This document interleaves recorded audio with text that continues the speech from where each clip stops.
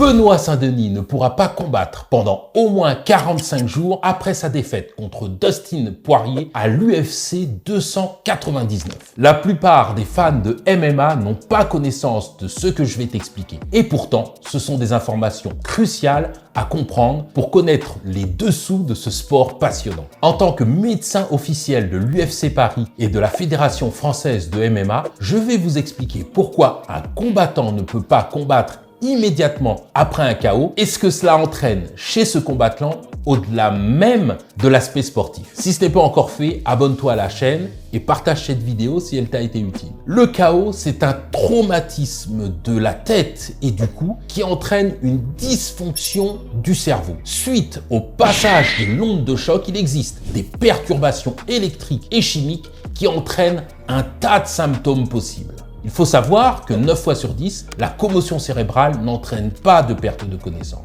La commotion cérébrale, c'est un dysfonctionnement du cerveau, sans qu'il y ait d'hématomes, d'œdèmes ou de fractures de la boîte crânienne. Ainsi, l'IRM ou le scanner cérébral seront parfaitement normaux. Pourtant, il est indispensable de laisser au cerveau le temps de récupérer pour éviter un syndrome terrible, le syndrome du second impact. Le syndrome du second impact, c'est un syndrome rare mais grave. C'est lorsque un sportif subit une deuxième commotion. Ça fait beaucoup là, non? Alors qu'il n'a pas laissé le temps à son cerveau de récupérer. Résultat, le cerveau gonfle, enfle, un véritable œdème. Et il faut savoir que c'est dramatique car près de 50% des personnes qui souffrent de ce syndrome du second impact en meurent. C'est pour cette raison qu'après une commotion évidente, Benoît Saint-Denis va bénéficier d'une suspension médicale. Elle s'élèvera au minimum à 45 jours sans combat et 30 jours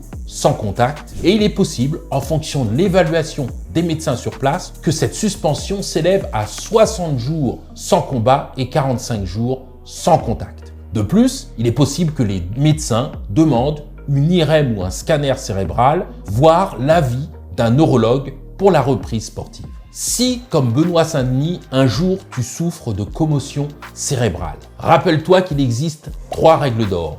Premièrement, il faut arrêter immédiatement la compétition ou l'entraînement. Deuxièmement, ne cache pas l'incident. Parle-en à un médecin, à ton entraîneur, à l'arbitre, mais surtout, ne cache pas l'incident. Et puis enfin, consulte ton médecin avant de reprendre le sport et respecte le repos prescrit. Sache que la reprise sportive devra être progressive.